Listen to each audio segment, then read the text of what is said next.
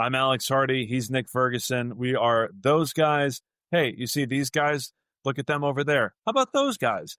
We're here previewing every division in the National Football League before the 2025 season kicks off. We are in the midst of the AFC. Nick, I was so thrilled we got to do the AFC West to talk about your Denver Broncos, but now we're in the AFC South to talk about your Houston Texans. What's going on, Nick, my man? How are you? It is a good day for some Texas barbecue. I don't know about you, but I'm a brisket guy. I'm a seafood guy. If I see Texas barbecue, I will eat it. I'm Yes. not going to discriminate. I'll be totally honest with you. Brisket is good. The ribs are good. The burn ends are good. Like I Well, just, are you a pork ribs guy? yeah, for sure. I'll eat pork. I'll eat beef. It's fine. I mean, like I know within a lot of my community, my faith, pork is out, but I'm not. Again, I'm not going to discriminate. All right. I used to eat pork ribs at one point, but I like to indulge in the buffalo, the bison ribs, and the beef ribs for Oh, sure. you're crazy. That rack of ribs probably sits on the table like Fred Flintstone. We got the rack of brontosaurus ribs on the side of the car that tipped it over. I saw, man, those bison ribs got to be huge. You know what's huge? The steaks in the AFC South, Nick, Yeah. because I, it's hard to keep track. Right before we sat down, I said, Nick, I got to wrap my head around just how much turnover Nick Caserio and that Houston Texans front office did from a year ago. Right, 2 years ago, C.J. Stroud was with this prolific rookie season. The defense was firing on all cylinders. Look, you win the offensive rookie of the year and the defensive rookie of the year. You think you pat yourself on the back and a job well done. Well, C.J. Stroud and Will Anderson both regressed to a certain extent. Injuries certainly played a factor into it, but this team fell well short of their expectations from what they set up in 2023, and they were not going to rest on their laurels. We have a completely rebuilt offensive line, headlined by trading Laramie Tunsil to Washington, and then the receiver core, with the exception of Nico Collins, completely brand new, given the potentially season-ending injury for Tank Dell already. Stephon Diggs is going to pop up in New England, but on the offensive side of the football, they're completely reworked at multiple areas, including a play caller as well. Your guy Bobby Slowick was sent packing. So I don't know where to begin. But Nick, this Houston Texans team should be back in the driver's seat if everything goes to plan. But so much has changed. I think it's hard to just assume that everything's going to be okay. Well, there's a lot that has changed with the Houston Texans from, 2 years ago. But the one thing that hasn't changed that plays to the Houston Texans' favor is the division that they happen to be in, right? I mean, you got to win that division with Jacksonville, the Colts, and the Tennessee Titans. And you Yeah, talked about C.J. Stroud and Will Anderson. The reason that those two guys took a step back and were overly judged because that they burst on the scene yeah, and they took everyone by storm. And it was like, well, the Houston Texans are ahead of schedule. And when you move into year two, people are a lot wiser. And then if you're Will Anderson, you can't really rush upfield and get after opposing quarterbacks because your offense isn't as prolific as it once was the year before in year one. So much so that Bobby Slowick, their offensive coordinator, he was fired, right? yeah, I mean, at one point, everyone was talking about him after that first year with C.J. Stroud. He was getting like 5 head coaching interviews, and then the next year he's out as yeah. far as coaching for the Houston Texans. But I don't worry about the Texans. I mean, they have Derek Stingley, they have Daniil Hunter, and they have Will Anderson. They're going to be Yeah. okay. And you mentioned the fact of Tank Dell being injured, and you think about the other receivers that are not no Yeah. longer And there. then Joe Mixon starting on the pup. We don't know if we're going to get him back. Well, yeah, but you still you okay. Joe Mixon is on the pup, right? On the PUP. You still have Nick Chubb, who I believe Mhm. is one hell of a running back, and he'll be great in that system. You have Dalton Schultz as your tight end, Nico Collins, right? And then you had the rookie Jaden Higgins out of Iowa State, and he's a big guy. He's a 6'4" body type guy. Yep. And Yep. Christian Kirk, who used to play within the division with the Jacksonville Jaguars. So I mean, we're not going to sit here and cry for the Houston Texans. They're going to be perfectly okay. Their saving grace is, guess what? They're not in the same division with a Lamar Jackson or a Joe Burrow. Well, So, yeah, yes. I had to catch myself because I talked about this drop off from 2023 when they were 10-7, and in 2024 when I think they fell off a cliff, they were also 10-7. So it's we're hoping the rest of the division is more competitive, but that'll just make things more challenging for this Houston Texans team.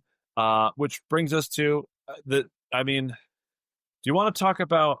Oh my gosh, I don't know where to begin. How about we just do it this way? The Jacksonville Jaguars, they make the big swing to go acquire Travis Hunter, who you saw play in Boulder, along with Shedeur Sanders and Pops there. So, look, is this whole team defined by pushing all their chips in and going after a special player whom they believe is going to start on offense and mix in on defense? Is that the right way to utilize Travis Hunter as he enters his professional career? Well, yeah, that was kind of the idea when they drafted it. When Did you always see him as a receiver first when you were at Colorado games? Well, I saw him as a DB first with wide receiver potential. And the idea is that you want to put him on the defensive side of the ball first and then put plays here and there for him on the offensive side of the ball. And that's the problem with having a guy that is that talented. I guess it's the gift and the curse simultaneously. Right. But, I mean, when you think about Jacksonville, it's like a three-ring circus. So bringing in a guy who is not just a one-trick pony, it only helps him out because it bolsters opportunities potentially for Trevor Lawrence. It also gives the Jacksonville Jaguars something to sell. They really couldn't sell their team, right, as far as winning. But now we got Travis Hunter. Please come out. Ladies and gentlemen, boys and girls from all over, that's what we had, right? So that's what they're potentially selling. And, Travis is a one-of-one, exceptional athlete. I want to see how they manage and how he manages playing both sides. But, I mean, he's more than capable of doing just that. Well, they can definitely use his help on both sides of the football. They did really well in finding Brian Thomas a year ago, who profiles to be one of the top receivers in the league already, coming out of LSU. So excited to see his connection with Trevor Lawrence kind of build. And after getting, for lack of a better term, for getting the bag, it's kind of put up time for Trevor Lawrence. The offensive line was plagued in years past, but when I looked at their numbers last year, I was kind of surprised that they allowed the sixth fewest sacks last year. That doesn't necessarily mean that Lawrence wasn't pressured, but I kind of had figured he was under fire considering how that he had played at the start of his NFL career. So the offense is interesting. I thought the weak point would have been the offensive line, but they played pretty well last year. The defensive side of the football is a completely different story because of their inability to draft and retain at a consistent level. People always point to Travon Walker over Aiden Hutchinson. Be it as it may, he's developed into a quality player, but the expectations of a 101 kind of makes it hard. And other first-round picks of theirs have kind of flamed out and are doing okay elsewhere. So I'm curious to see if this is the time with a new front office and a new head coach again, that this is the regime that's going to get it right. Although I do love my guy, Liam Cohen. Shout out UMass Amherst. Oh, you're talking about Duval. Oh, Duval. Okay. Yeah. Listen, you know what? It's unfortunate for Jacksonville to be in the situation that they're in. And you were talking about the Jacksonville Jaguars offensive line and the fact of how few sacks that they gave up. You know what I kind of account that to? I account that to their quarterback in Trevor Lawrence. That's what I'm saying, yeah. Yeah, being able to deliver the ball on time and rhythm, but also his mobility. Like, you can't be successful in this league anymore if your quarterback isn't mobile, right? That quarterback has to be able to throw off platform. I know all these other, quarterback gurus and analysts stay in the pocket, stay in the pocket. I'm like, to hell with that. You see what size those dudes are? Max Crosby? No, I'm running for my life. And just so happens if a guy happens to open up, I'm throwing him the damn ball. So Trevor Lawrence should be wise and continue to move and in the pocket, similar to what made him successful as a Clemson quarterback. The former number one overall pick has high expectations because of the dollar value that the team spent on him. And what else is there to say? They just better not look sluggish again after coming back from London, since this is their kind of bag. Like, yeah, they spent half a month in London and they come back and they just kind of collapse over the second half of the season. High expectations for a former number one overall pick. So let's talk about the most recent number one overall pick and the Tennessee Titans. Last year, a calamity of sorts because of a lack of consistency and really more memes than big plays from Will Levis all of last year. Whether it was the surrender cobra on a pick six or just running with his head down on another pick six, it's just CJ Stroud. Cam Ward appears to be a breath of fresh air. I mean, to go from immaculate word to the number one overall pick in the National Football League in a 4-year span is incredible. And everything you read about him in terms of the type of leadership that he has, showing up at Washington State and Miami and specifically asking to put his locker in the middle of the room so that people would have to gravitate around him. The stories off the field sound great. What have you seen so far, whether it was through the combine process or the pro day process, transitioning from Miami, through the preseason? What have you seen out of Cam Ward that maybe gives you some more optimism? I mean, the bar is low, but to be better than what they had at quarterback last year. Cam Ward is stepping into a very difficult situation. I mean, when you think about how the Titans played last year, and if a team is selecting you as a player and you play quarterback, number one overall, that says that team has a lot of deficiencies. And Sure. they're looking for you to come in and uplift that team. Now, Cam Ward is proven that he can be a leader. And he during the pre-draft process, he tried to show that he was a little different from Shedeur Sanders. I'm going to tell you that he's not, right? He's just lying undercover. It's somewhat of a disguise because when he gets out on the field, he's trying to get his teammates going. He's going to take some of that same, Shedeur Sanders, macho bravado, and that's what you want at the quarterback position. I don't want a passive guy.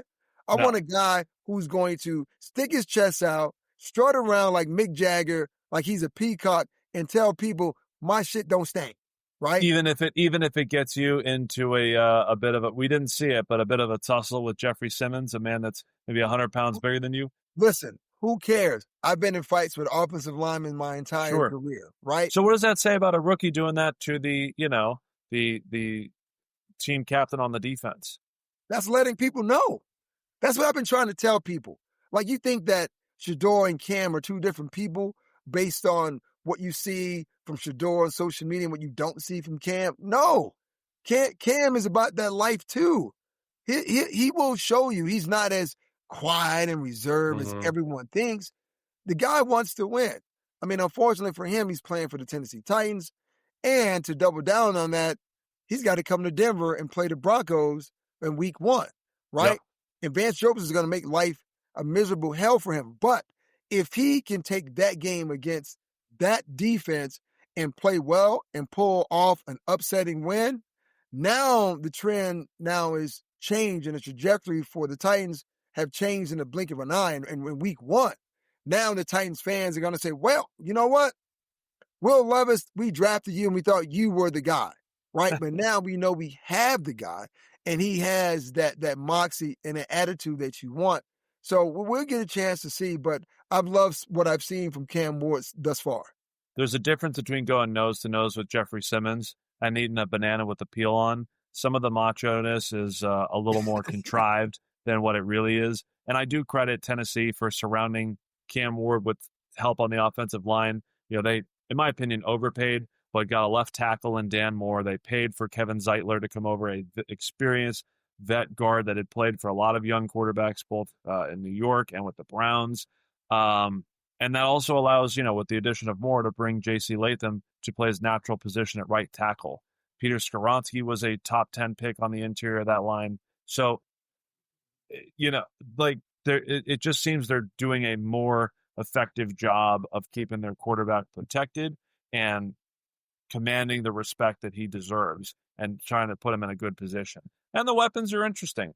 Tajay Spears is going to open up on the pup with a high ankle sprain, but he's kind of been battling injuries. So they stand guard with their vets in Calvin Ridley and Tony Pollard to lead that offense. With some other contributors, Van Jefferson came over from the Steelers in free agency. So I'm curious to see kind of how it all pieces together, but a lack of weapons on offense and defense, frankly, they just need to show that they aren't the worst team in the National Football League, but my expectations are a little low for Tennessee. Well, not that I've been sitting in the room with the Denver Broncos and Vance Joseph, but just keeping in mind of thinking from things from a football perspective. Cam Ward can run, but he is not known as being a prolific runner. Right. So if I'm the Broncos, he wants to throw. He doesn't want to take off. Right. So I'm going to get him on the move. Right. I'm going to force him to be and play uncomfortable.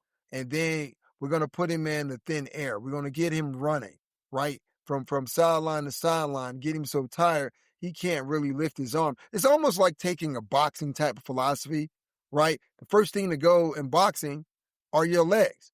And once your legs go, your hands go from protecting your face to now down where you're going to protect your ribs. And that's going to open up all of this right here. Jab, jab, jab to the face.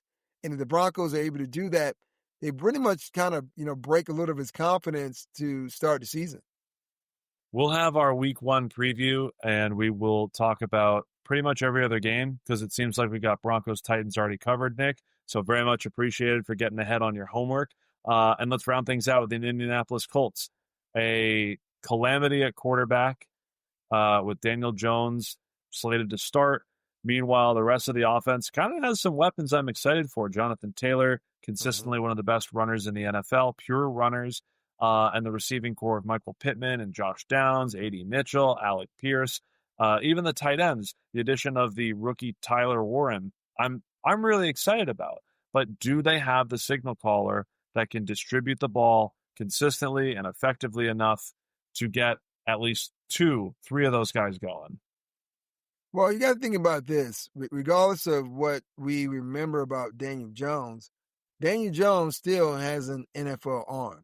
His biggest asset are his legs. And I think that was one of the reasons that you think Shane Steichen decided to draft Anthony Richardson.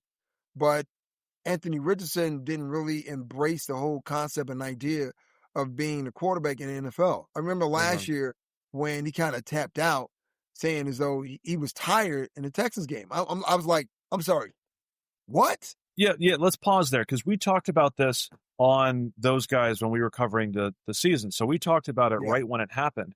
And I kind of learned from you, as an outsider, as a member of the media, look, he tapped out, he'll go back in, like it's a big deal, but you just memory of a goal, you just focus on the next play.